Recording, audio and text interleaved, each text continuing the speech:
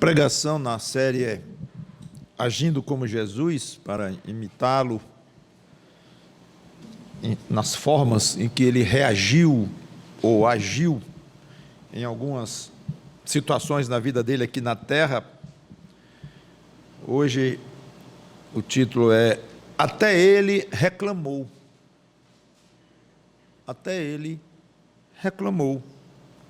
Então o assunto vai ser reclamações de Jesus.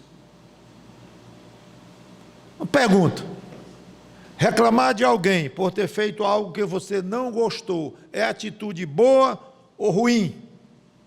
Cuidado, essas minhas perguntas são retóricas. Cuidado com o que diz logo, ruim. Então, porque você vai ter que explicar que Jesus então fez uma coisa ruim, porque ele reclamou. Então, a resposta não é tão simples quanto parece. Reclamar de alguma coisa que fizeram contra você e você não gostou, é bom ou ruim? Cuidado na resposta. Nós vamos ver 3 ocasiões em que Jesus reclamou da atitude de pessoas para com ele e o motivo pelo qual reclamou, que aí já está uma pista para nós bem respondermos à pergunta se é certo ou se é errado. Motivo. Vamos a Lucas capítulo 17, versículos 11 a 19. Lucas capítulo 17, versículos 11 a 19.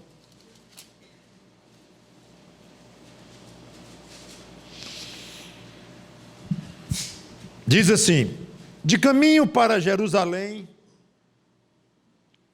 passava Jesus pelo meio de Samaria e da Galiléia. Samaria era uma região em que viviam pessoas de sangue misturado, não eram judeus, que haviam sido misturados por um rei que havia conquistado o reino do norte e mandou gente estranha para se misturar com os judeus lá e acabou o povo perdendo a identidade como judeu. Então eram considerados estrangeiros, um bolsão ali, uma região no meio de Israel, chamada Samaria, ficou sendo conhecida como Samaria. Então, e os samaritanos não eram judeus. É importante saber disto. Pelo meio de Samaria e da Galiléia. Ao entrarem numa aldeia, saíram-lhe ao encontro 10 leprosos, que ficaram de longe e lhe gritaram, dizendo: Jesus, mestre, compadece-te de nós. Ficaram de longe porque era proibido pela lei chegarem perto, e pela própria descrição, e eram socialmente exclusos. Ao vê-los, disse-lhes Jesus: ide e mostrai-vos aos sacerdotes. No caso, cumprindo a lei que mandava assim. Aconteceu que, indo eles, foram purificados. Um dos 10, vendo que fora curado, voltou, dando glórias a Deus em alta voz, e prostrou-se com o rosto em terra, aos pés de Jesus, agradecendo-lhe. E este era samaritano. Então Jesus lhe perguntou: não eram 10 os que foram curados? Onde estão os 9? Não houve porventura quem voltasse para dar glória a Deus, senão este estrangeiro? E disse-lhe: levanta-te e vai, a tua fé te salvou. Vamos orar. Santo Deus, abençoa-nos nesta breve pregação sobre 3 ocasiões em que o Senhor Jesus Cristo reclamou. Que tenhamos sabedoria para examinar o espírito, o propósito, a forma como ele o fez, para que possamos imitá-lo. Queremos imitá-lo em tudo, agir como Jesus, como a própria série das pregações, mas não é fácil imitar o Filho de Deus, santo, puro, reto, sem pecado algum. Mas é uma bênção podermos estudar como ele agiu em muitas ocasiões e tentar imitá-lo, pelo menos, porque poder para imitá-lo nós temos pelo teu Espírito que habita em nós e nos dá grande parte deste poder, ou o que nós temos de poder vem dele, embora nossos pecados ainda atrapalhem para impedir que esse poder seja 100% na nossa vida. É em nome de Cristo que te pedimos e agradecemos. Amém. Ele reclamou da ingratidão. Foi o assunto aqui. Poucas coisas doem mais nesta vida do que ingratidão. Já é ruim nós deixarmos de ser ajudados por pessoas que estão em condições de fazê-lo, nos ajudar, ou mesmo receber algum tipo de desconsideração da parte de alguém. Isso dói. Claro que essa dor fica muito mais intensa quando se trata de alguém que foi ajudado por nós, de alguma maneira. Não se espera isso, normalmente. E o pior ainda é quando se ajuda um grupo de pessoas e só um ou dois, uns poucos, agradecem, porque o contraste entre a gratidão de uns e a ingratidão de outros dói mais ainda. É curioso isto. O contraste deixa em evidência a feiura da ingratidão. E foi isso que aconteceu com o Senhor Jesus Cristo. Quando um veio, doeu especialmente nele, porque 9 deixaram de vir. Então, 90% foi ingrato, mostrando bem a natureza humana como ela é a nossa tendência de sermos ingratos, por causa do pecado que habita em nós. É até constrangedor admitirmos isto, mas é fato, é tão natural a gratidão, é tão bonita a gratidão, é tão gostosa a gratidão, e pensar que nós temos a tendência de sermos ingratos muitas vezes, é esquisito isto, mas é assim. Você sabe o que é isto, eu sei o que é isso, infelizmente. Um detalhe naquele episódio, já toquei um pouquinho no ponto, é que houve um segundo contraste que mexeu com Jesus. Não apenas o número em si, de 10, 9 foram ingratos, mas o fato de que o único era estrangeiro, samaritano, como eu já comentei. Presume-se, obviamente, que os outros 9 não eram estrangeiros ou eram judeus. Os judeus conheciam a lei, sabiam que eram imundos perante a lei, conheciam, tinham a obrigação de conhecer, mesmo assim foram alvos de grande misericórdia de Jesus, porque eles mesmos pediram misericórdia. Senhor, de longe, mestre, tem misericórdia de nós, compadece-te de nós. Então eles sabiam que precisavam de misericórdia para serem curados de uma situação terrível, humilhante, sofrida, desesperadora, como a lepra. Eles deveriam ter sido não tão gratos quanto o samaritano, não. Eram muito mais gratos. Era assim que eles deviam ter sido, porque eles conheciam o que a lei dizia sobre a lepra. É como se nós ajudássemos 10 pessoas, sendo que 9 fossem irmãos da igreja, conhecedores dos padrões do Evangelho,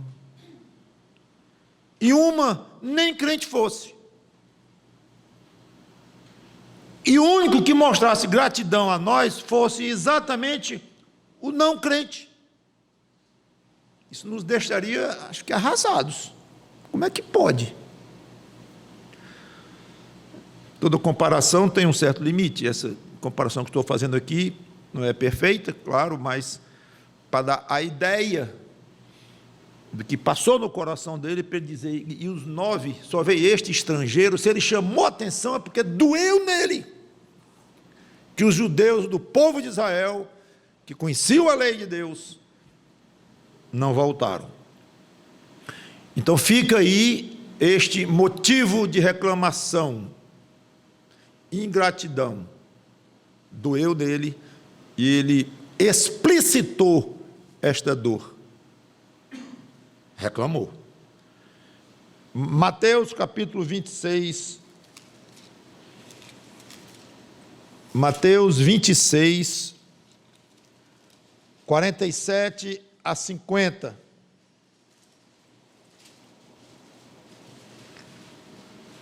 Falava ele ainda, e eis que chegou Judas, um dos 12, e com ele grande turba com espadas e porretes, vinda da parte dos principais sacerdotes e dos anciãos do povo.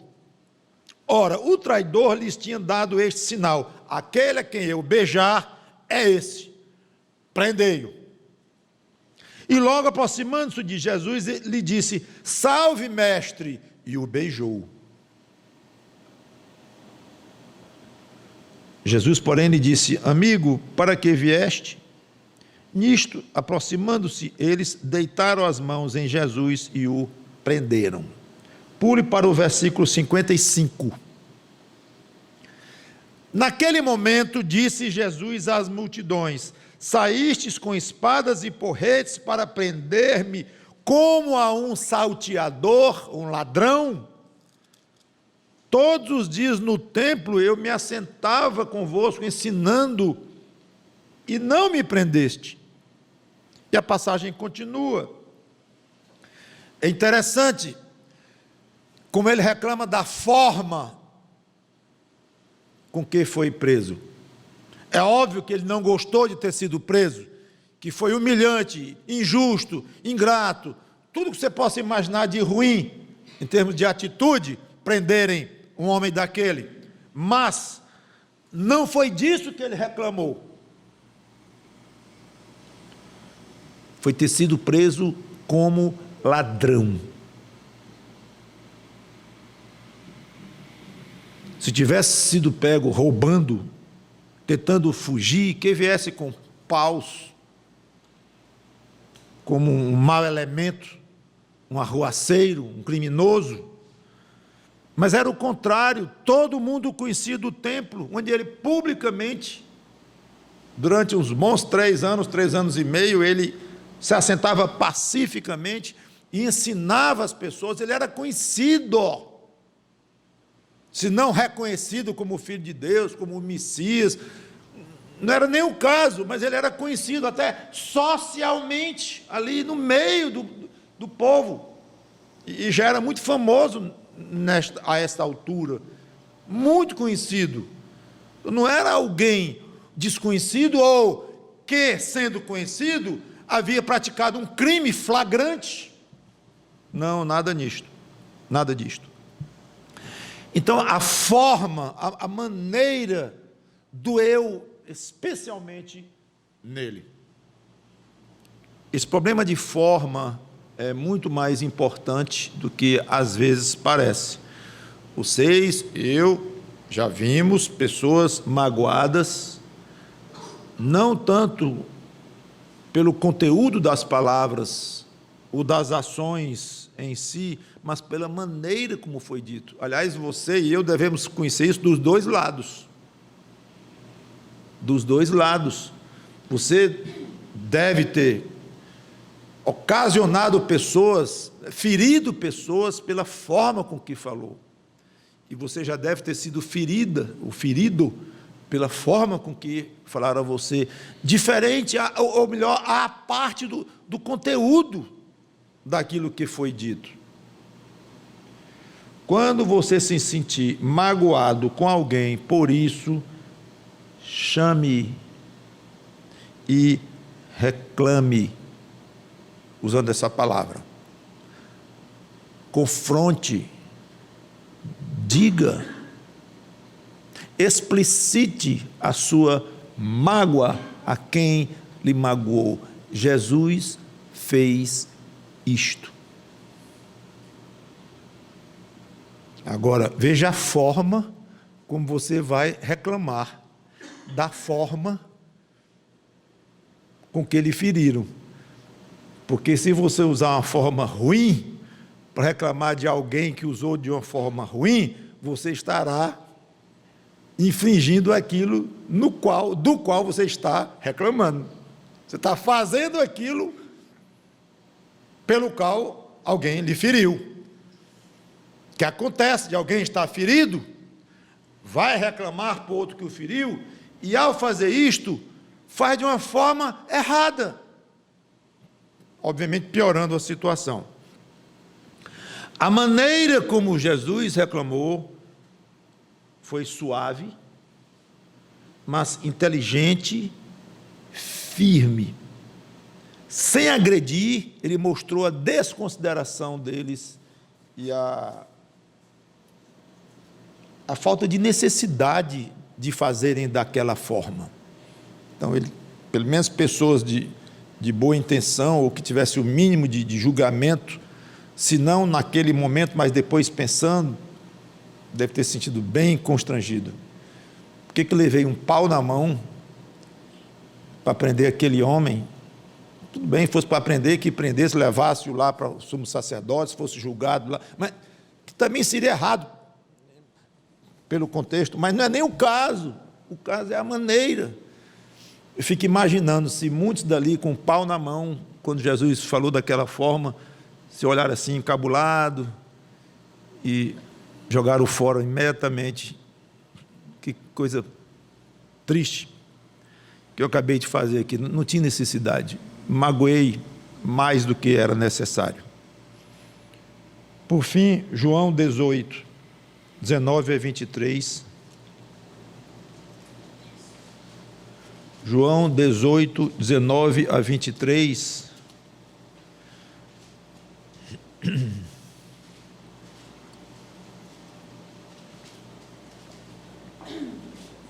Então o sumo sacerdote interrogou a Jesus acerca dos seus discípulos e da sua doutrina. Obviamente, o julgamento de Jesus diante do sumo sacerdote. Declarou-lhe Jesus: eu tenho falado francamente ao mundo. Ensinei continuamente, tanto nas sinagogas como no templo, onde todos os judeus se reúnem, e nada disse em oculto. Por que me interrogas? Pergunta aos que ouviram o que lhes falei, bem sabem o que eu disse. Dizendo ele isto, um dos guardas que ali estavam deu uma bofetada em Jesus, dizendo: é assim que falas ao sumo sacerdote? Replicou-lhe Jesus: se falei mal, dá testemunho do mal. Mas se falei bem, por que me feres? Jesus claramente reclamou da agressão física e desnecessária. Foi o que ele reclamou aqui. Agressão física e desnecessária.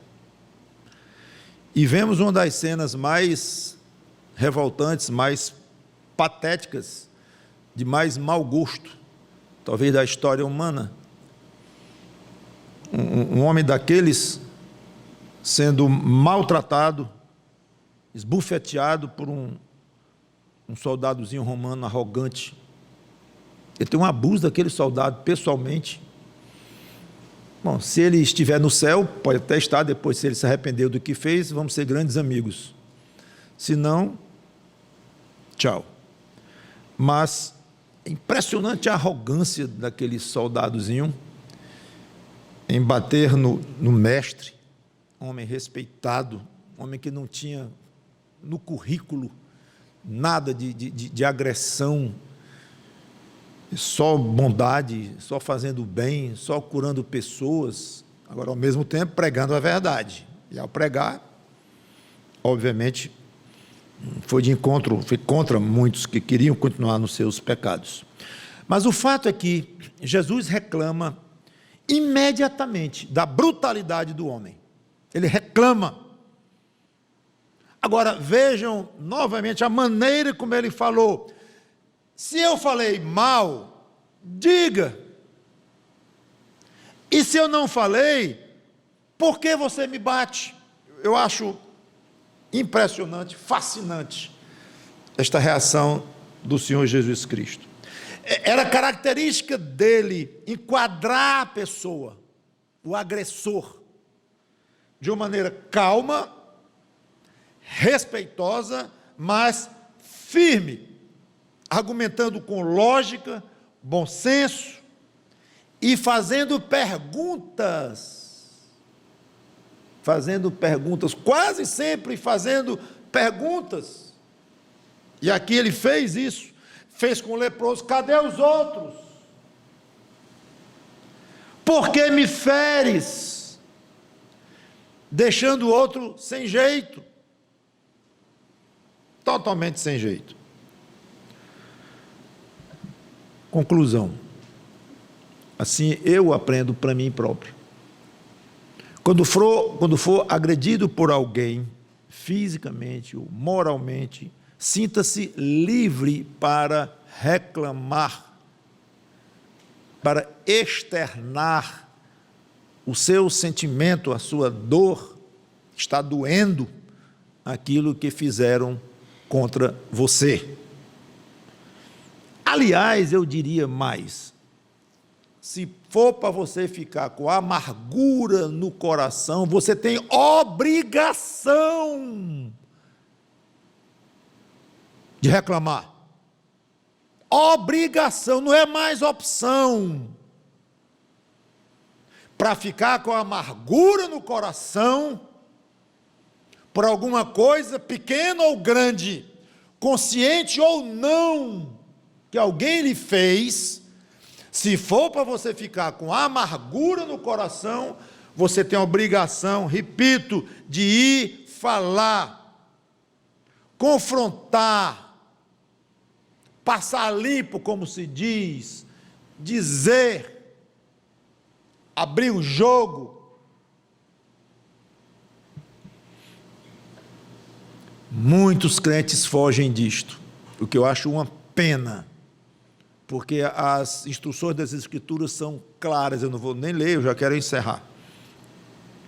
Mas a necessidade de confrontar o outro, de conversar com o outro, de dizer para o outro, é impressionante. É uma coisa que eu digo há décadas, e eu acho que enquanto eu, nem pregar, enquanto eu viver, eu vou ser impressionado com isso, e não muda não. A grande maioria dos crentes não fazem isto, esta obrigação cristã.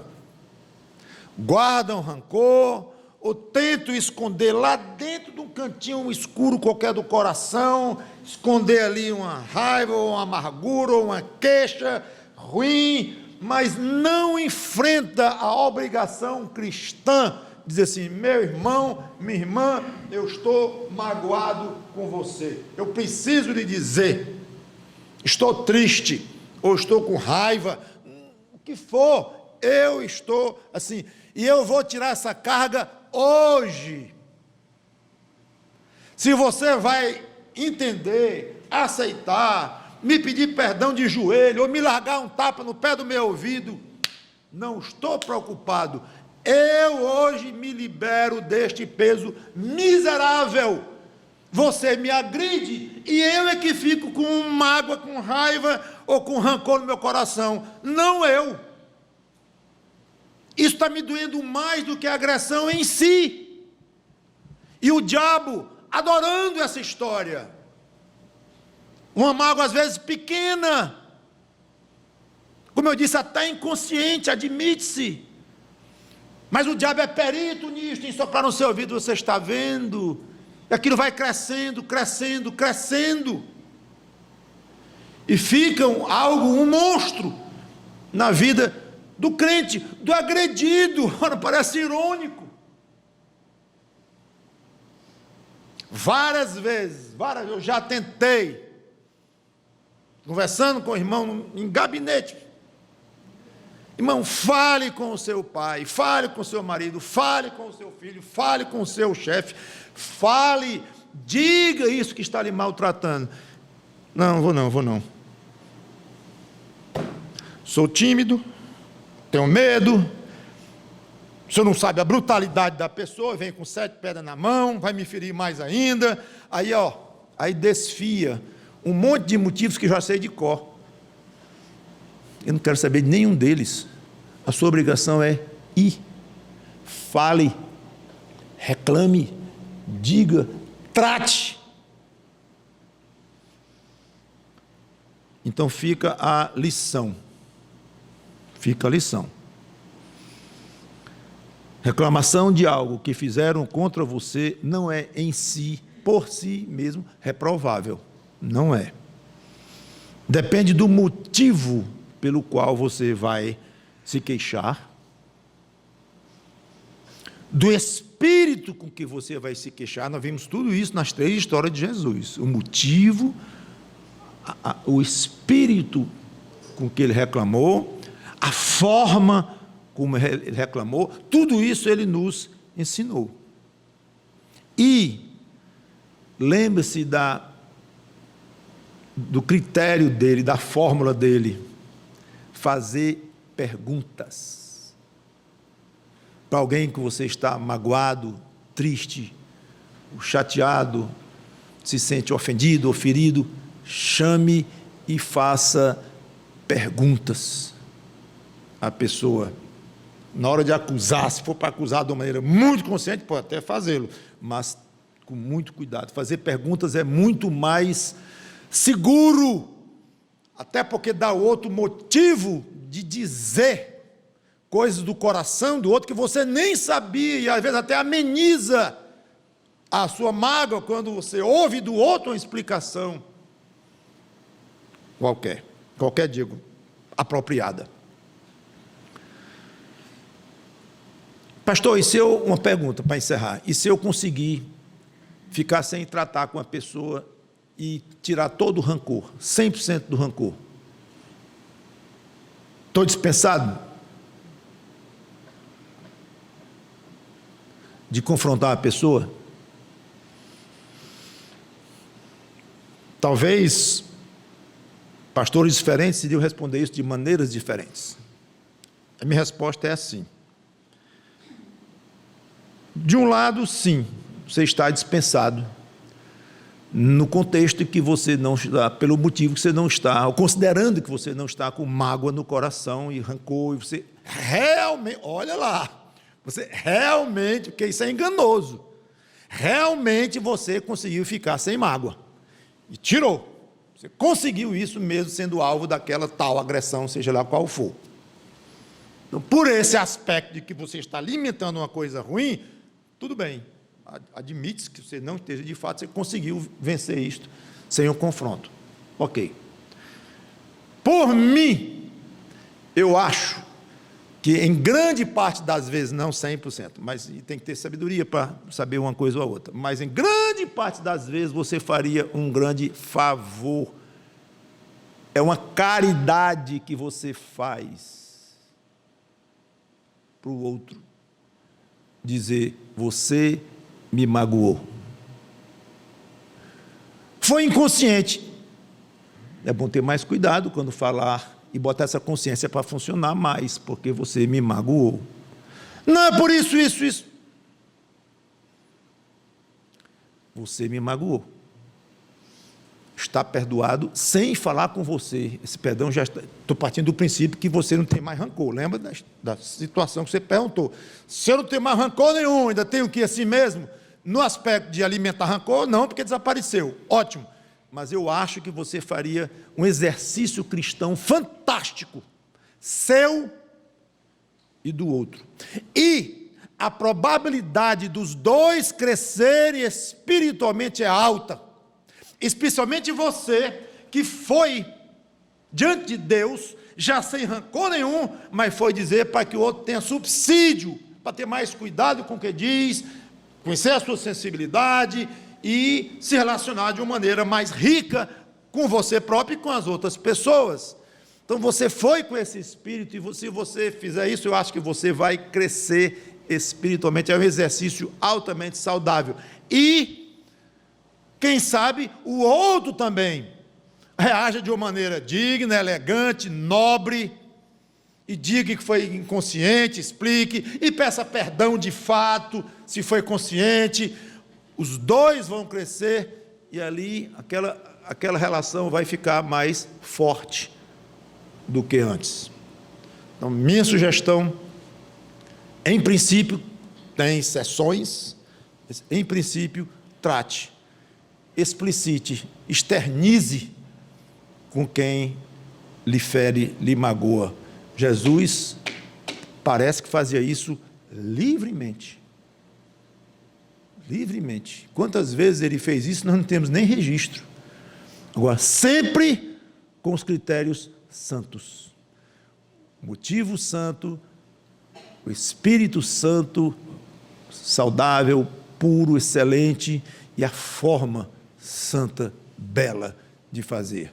Fazendo como ele fez, pode confrontar quem você quiser, que vai ser para a glória de Deus e para o seu crescimento em Cristo. Vamos orar. Obrigado, Senhor Deus, pela tua palavra e pelas lições belíssimas do Senhor Jesus Cristo. Ah, como seria diferente se nós agíssemos como ele agiu, até nas reclamações, ou incluindo as reclamações. Até as reclamações dele eram bonitas, edificantes e altamente constrangedoras para quem era alvo da reclamação dele, porque só os olhos dele deviam penetrar lá no fundo da alma e derreter um coração empedrecido. Obrigado pelo ensino dele. Em nome do Senhor Jesus Cristo. Amém.